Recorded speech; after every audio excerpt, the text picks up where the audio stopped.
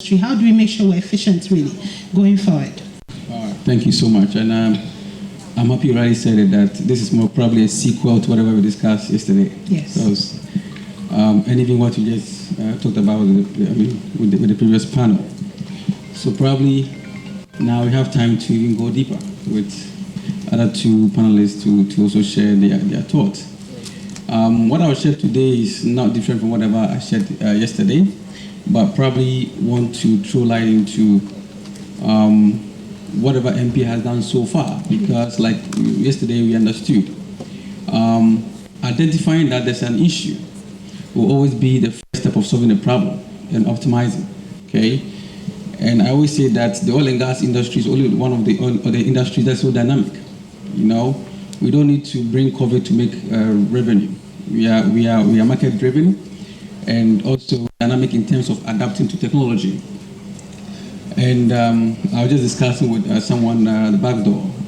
I mean, he was surprised that there was no airline to local content, and the industry has already localized. So what is the local content policy going to do? You know, if the industry has already localized on its own, but again, it's regulation. It needs to we need to adapt to it. So I mean, the understanding of the key factors that has helped the industry to grow may be one of the factors the regulator would like to look at it, and that's not limited to the fact that the market is growing. And the market growing is also bringing a lot of challenges among players. You understand? Like I said yesterday, the regulatory support is key, because it's the support from the regulator that will drive the policy that will be favorable to the operations and the revenue of the institutions. And like I always tell my members, one of my main goals is to make sure that their operation is not affected, because regulation will affect operations will affect revenue. So once that core understanding of how operations support from the policy aspect is set, you realize that things will fall in place. And again, I also touched on technology advancement. We have so many of our members today who have adapted to technology to maximize revenue. And it's amazing when I was having my members visit, what systems most of them have put in place to optimize supply and demand. So now the manager doesn't need to call that I need this volume. They are monitoring the volumes per day, and they know when the next truck should move to the station. You understand? And I think that's the adaptability that we're talking about. You know, you don't need the regulation to come and tell you to move on to AI as mentioned earlier on.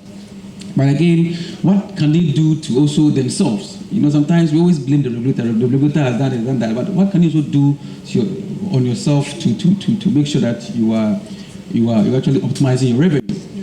Today, someone set up an OMC, sells 2 trucks, and go and buy a Jaguar.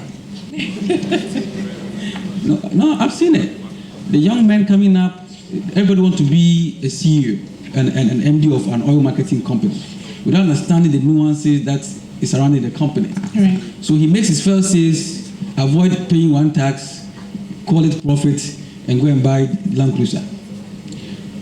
They realize that instead of investing the returns, or I'll call it, as we call it, petroleum economics, the windfall profit that he or she's got into the business, expanding, moving on to different products, you see him spend the money on trips that are not necessary. Again, regulatory systems will not help you to manage your revenue in that aspect. Then policy advocacy, and that's why probably, I've been on this panel more than anybody else, and you and I, you know, because you're the policy director. Because I think one of the things that the CEO of NP and the deputy will understand in yourself is, one thing that I want to do is have a constant engagement with you. Because once you understand the problem, like I mentioned, then we can fine-tune whatever sustainable policy that we can drive into. So I think I'll end here for now. Okay, I'll come to Albert. So Albert, I'm aware you, led all the trading initiatives for G4O so far. And we're touting a lot of the successes of G4O. So we're looking at some good margins in terms of business and all of that. As service provider, as an importer, pretty much, what are some of the aspects you think you can do to optimize your business? What are some of the lessons you want to share with us that sort of has helped you be successful so far? Some practical things. Thank you. So I think we need to see trade from end to end. So it starts from the order to the day that cash hits your account. In between, there are a lot of complexity that needs to be managed. And to mention a few, there are certain things about contract technicalities. You don't understand what it means, you need an expert to advise you. Else, you'll be signing on something which will be a cost to you, tomorrow. Another strong thing that players need to understand is to build good reputation of your business. Because your capital will be eroded over time. Now we see the cedi depreciating, we see prices going up. If you're holding how much dollars today is half by these incidents. And so once you build a strong reputation and where your partners can rely on you, then the business can still move regardless of you not having the money. And another key thing that we need to do is to invest in the people that are handling key areas of the operation. The directions of pricing and flow of activities are really available. You subscribe to CTAC, to ICON, you see all these things, and it also gives you a level of prediction as to what is possibly and possibly happening. But if you don't invest in these things, then you are left to just being hit by any incident and anything that happens, you are just a defender to it. So I encourage players that beyond the regulatory protection and the environment that we are creating, the regulators are creating, as businessmen, you need to invest in what is important. And that importance comes from your own understanding of the business and your primary objective of setting up the business. To share something from Gold Oil, I normally get calls, it's like, your prices, I can sell better than your prices. And I said, yes, it's support the Gold Oil objective. If you can sell cheaper, the aim of the program is to sell cheaper. And if you can sell better than me, then it means that you are doing something very positive. Interestingly, after the inception of this program, I hope this whole market is changing, and it's changing very, very fast. Why? Because you cannot continue to do the business doing it the way you used to do it. Sitting, buy stock and sell stock. No, you will lose. And so you have to be actively engaged and be very close to the market. Now, another thing that I want to highlight from the regulatory side, which I think the regulator has to look, is to incentivize people to invest into key infrastructure that will help us propel us to meet the growth that we all envisage. And one of the areas that we have to focus more is the inlets. Very key. If suppliers are coming in frustration, they are coming to wait for a long time, then it's difficult to come back. And so it's an area that if we are looking for investors, it's important they should be now. If we are not looking, then existing players have to be incentivized to collaborate effectively to invest in this area so that value can be preserved for everybody. Another group of service providers, probably further down the chain, the tanker drivers, the tanker owners, and the like. Practically, we've done business for a while. They've moved petroleum products in a certain way, certain types of trucks, certain age of trucks, dealing with UPPF and all of that. From your perspective, how can we do better, looking at the things we're confronted with in the future? Energy transition, maximizing our resources, making sure we're not stranding our truck assets, for example. If government decides to build a pipeline, a lot of trucks, are stranded. How do we optimize the use of our assets and our operations at that level? Optimizing the resources in the haulage sector is critical. Presently, there are probably about maybe 3,000-4,000 haulage trucks, carrying products across the country, servicing a certain number of operators. There is already concern about capacity utilization in the sector, because most of the players have, complained about not getting enough to sustain the level of investment that they have made in those assets. So already we have that issue of concern. The issue of capacity utilization appears to be something that cuts across virtually the entire industry. It's not necessarily only in the haulage sector, but also in various other players in the value chain in the industry. But in our sector, that problem is already there of capacity utilization. And moreover, as governments or policymakers are thinking of other methods of transporting products like the pipeline and so on and so forth, it even brings down more into question the issue of how do we ensure that assets do not become stranded in future when some of these policy options come on stream. So it is a major conversation that we need to continue to have. But one important thing that we have to consider is that any policy change will have to look at the potential disruptive effect that particular policy change is going to have on livelihoods and various important stakeholder sections of the society, and the policy options will have to consider how those sections of the community of the society that are threatened, whose livelihoods are threatened by the policy choices that we are going to make, are reintegrated into the system so that they continue to have some livelihood, or reintegrated into the emerging system that they will continue to have the livelihoods.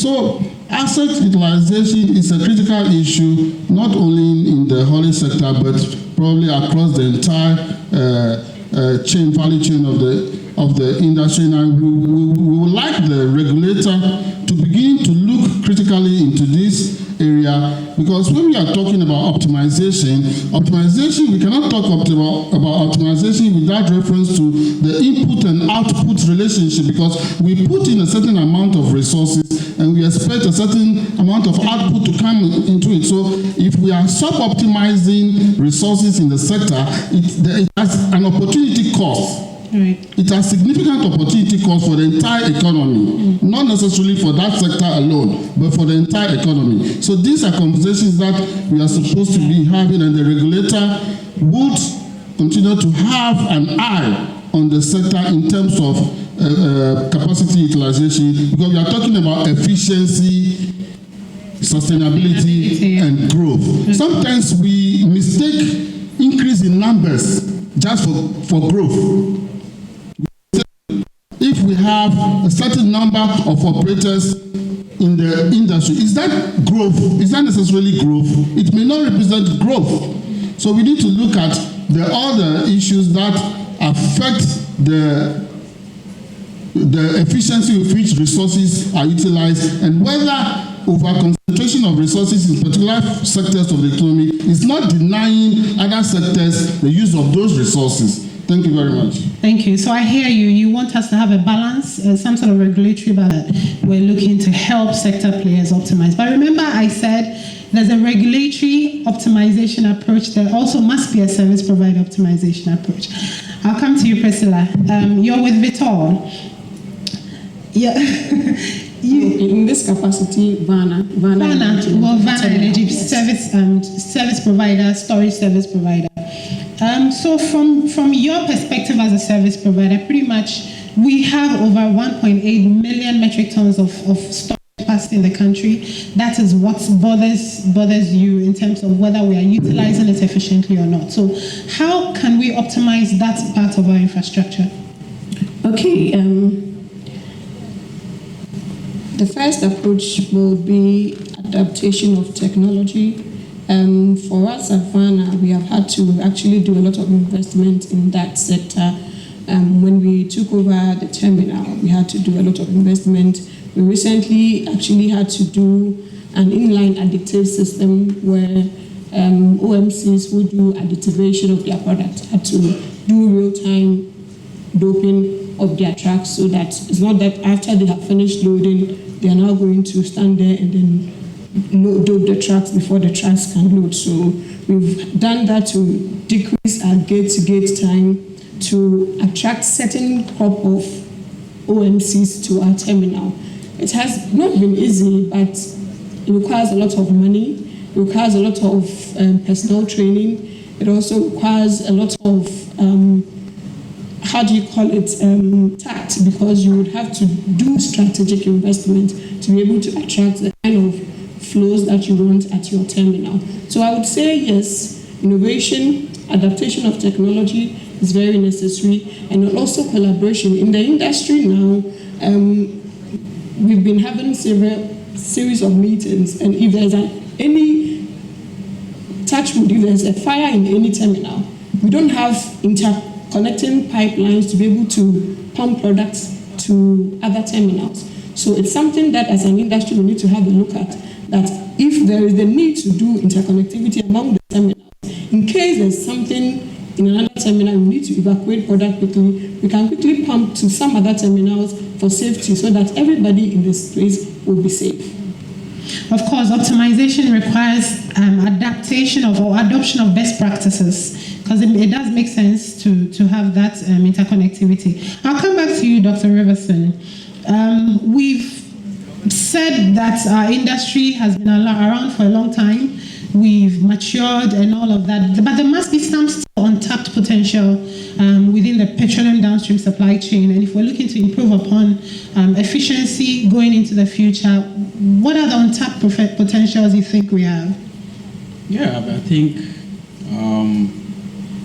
like I said initially, the petroleum industry is one of the industries that has the dynamism of changing itself in any market, because I have seen about 3 turmoils in the oil and gas industry, and in any of them there is something new that comes up from the upstream that will couple up to the downstream. It's kind of innovation.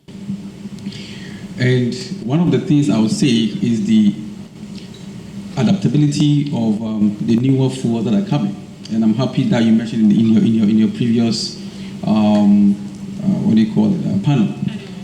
Talking about CNG now, I set an example of what is happening in Nigeria, where the government of Nigeria now is stopping importation of all the government vehicles now go to CNG.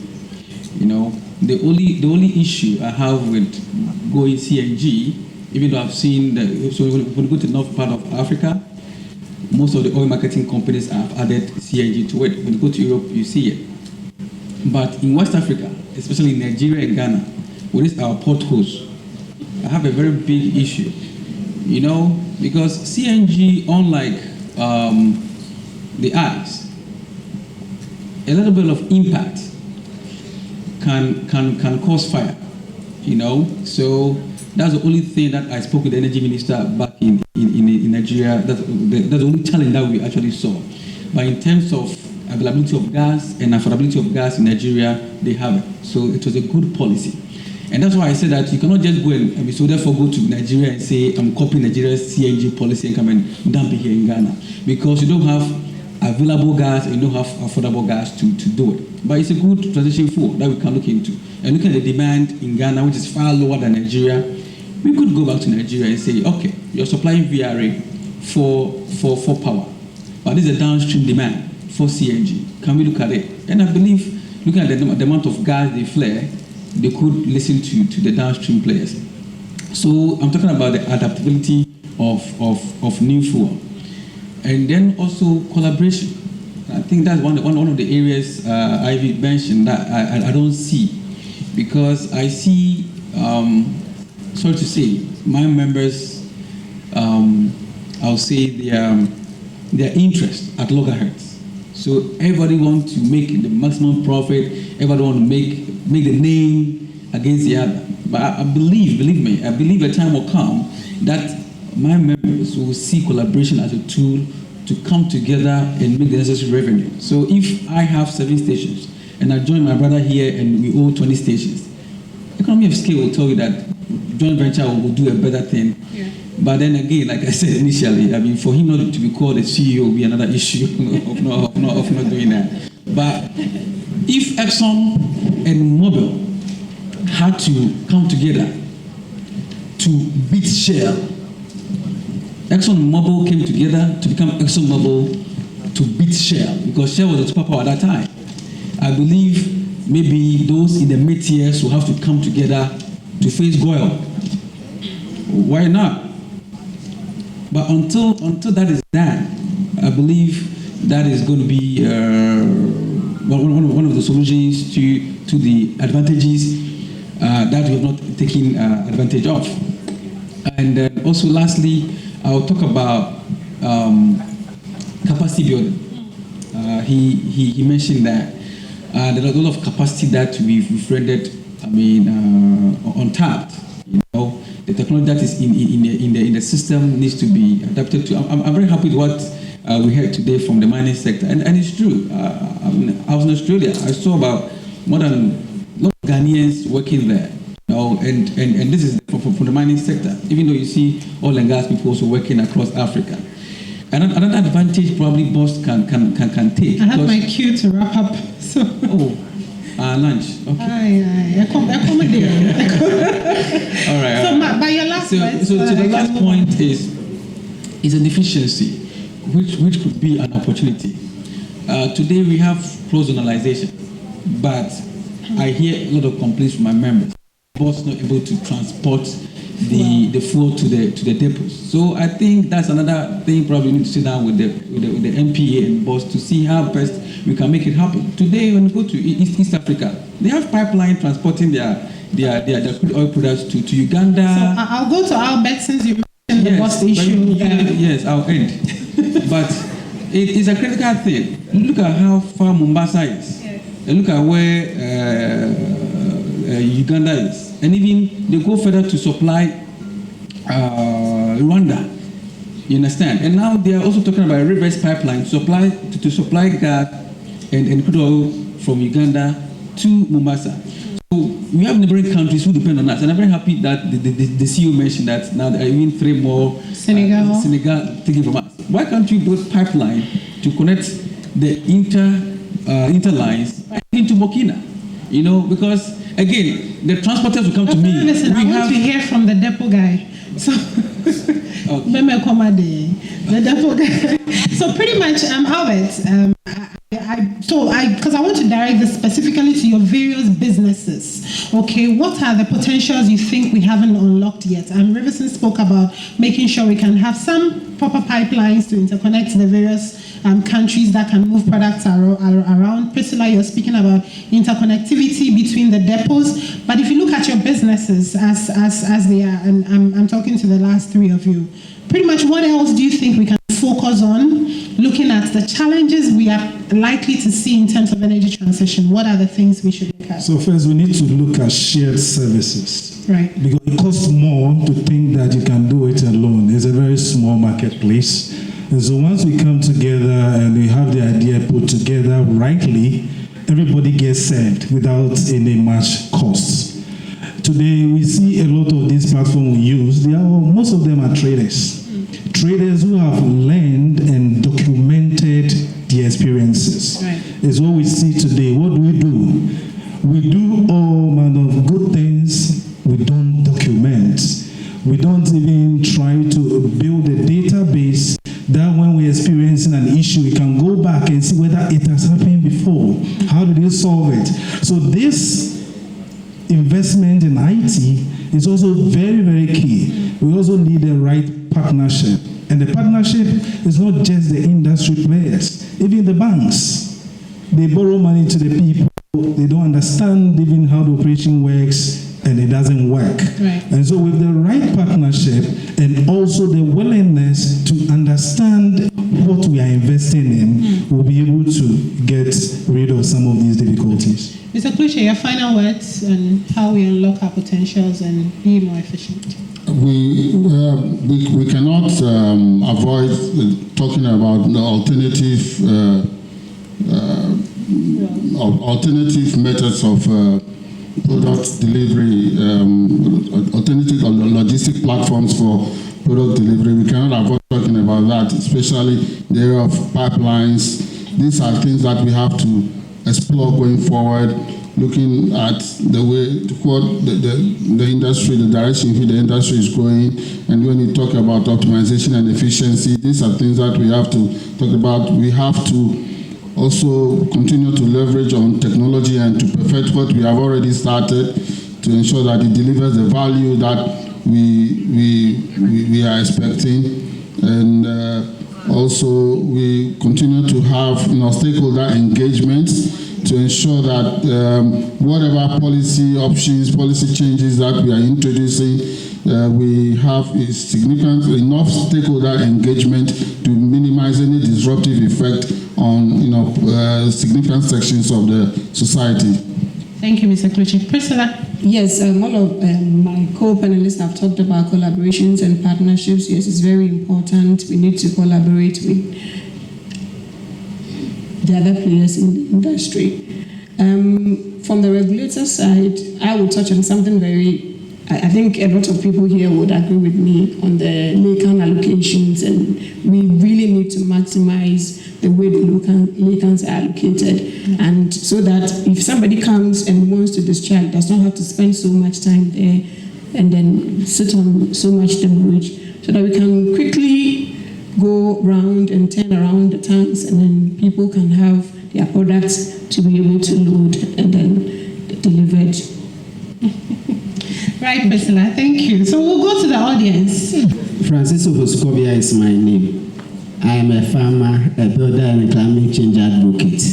I am confused, so I want some explanation between where Ghana stands between oil and gas company, energy transition, and climate change. I'm just from Legon. When you go to the climate change conferences and seminars, we are talking about renewable energy.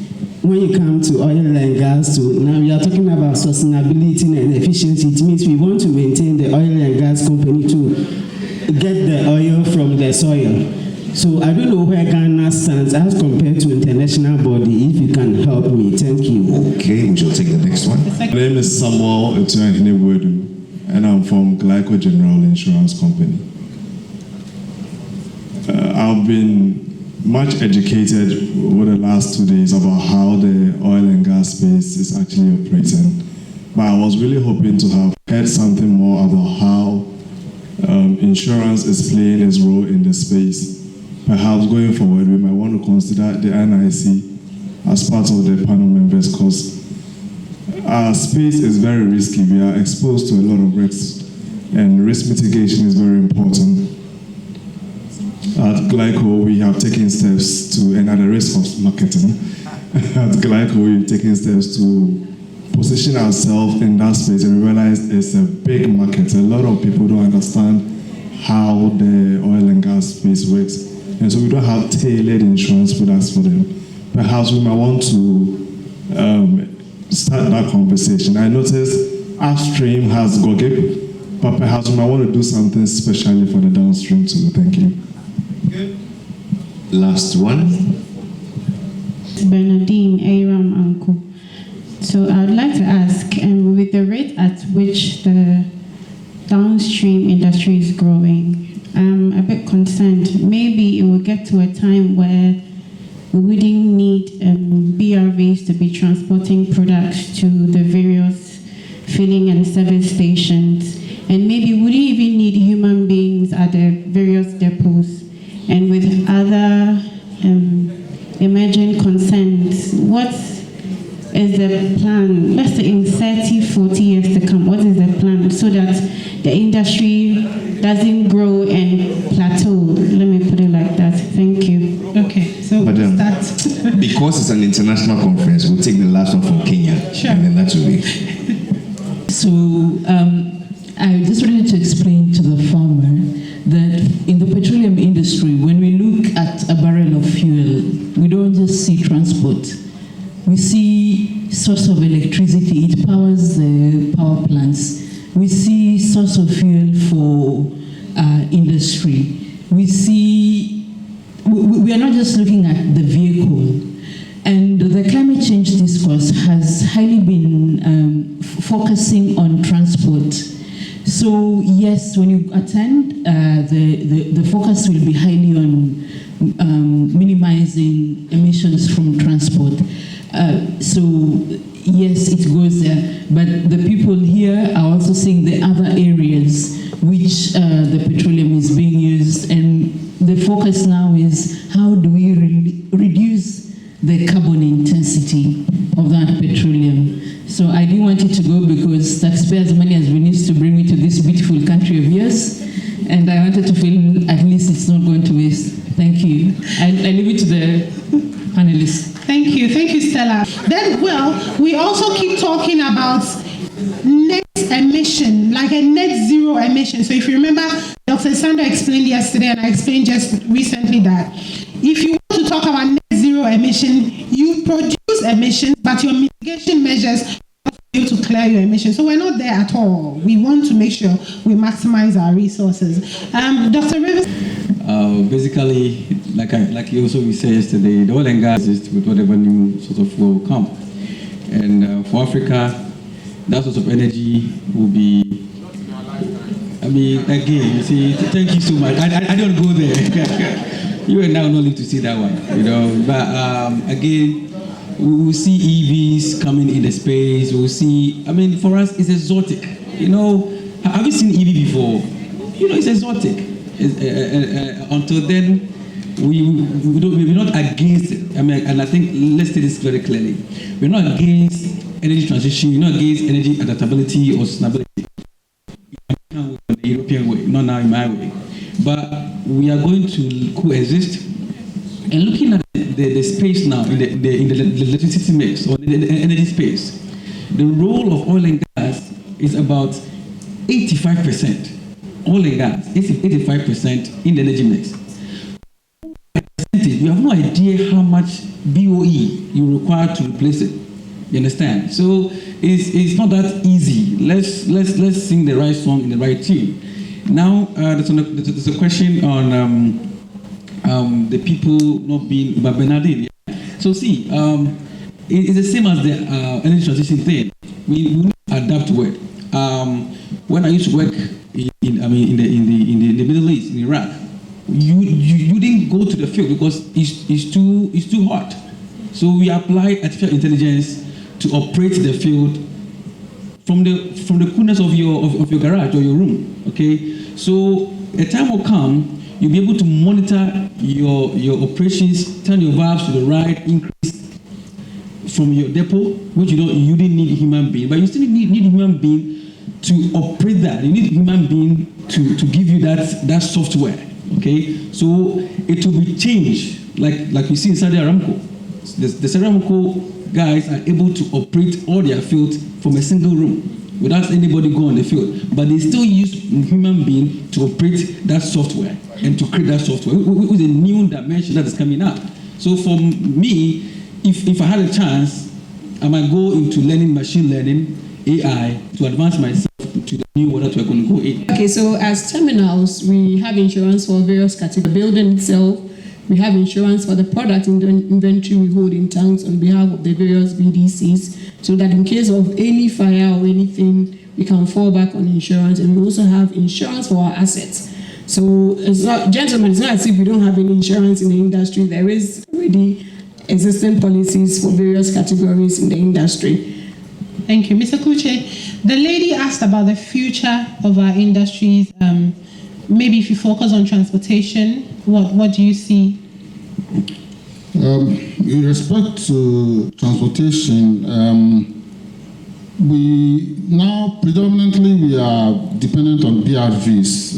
We also, I believe that the industry also has a system of transporting through batches, and also there's a pipeline connecting up to Mamiota Depot. Some of those infrastructure may not be currently fully operational, but I believe that going forward, especially as product prices increase and efficiency becomes a key issue, there will be the conversation towards more efficient delivery systems. And most probably, we foresee a situation in which primary distribution, for example, will be tackled using pipelines, but secondary distribution is likely to continue to rely on BRVs for some time. But I mean, pipelines are long-term projects that have to be properly conceptualized and organized and funded and implemented. So this can take some time to realize. Thank you, Mr. Klushi. And BRVs are bulk road vehicles, otherwise known as the road tankers. Any final words, Albert? I think after this, maybe we will see the industry very different. Petrochemical production is an area we haven't tapped in. Yeah. Maybe, and the farmer, even your shoes, your shirts, they're all coming from petrochemicals. So I believe that they will be used for fossil fuel. Thank you very much, ladies and gentlemen, for enduring us.